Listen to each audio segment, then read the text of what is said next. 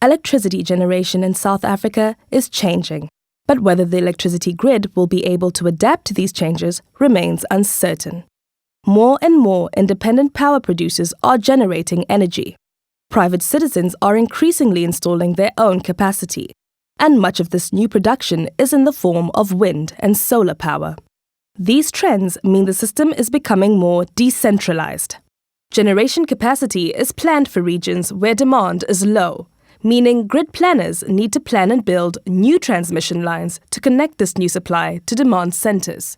Solar and wind energy is inherently intermittent, as it depends on the variable and uncertain nature of wind and sunshine.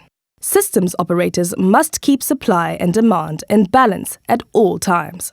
They will need more flexible capacity so they can ramp up and down production as wind and solar power fluctuate. Private energy production is embedded or produced behind the meter.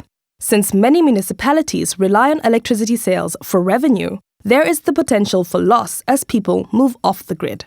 At the same time, the electricity sector is transitioning away from a monopoly structure and is becoming more complex. How the government responds to these changes will determine the uptake of renewable energy, associated economic growth, and the distribution of benefits. Grid planning must be integrated into energy plans from the beginning. Capacity must be flexible so that intermittent renewable energy can be integrated into the system. And policies must be put in place so people don't go off the grid, but instead sell their electricity back into the grid. This will not just benefit the wealthy.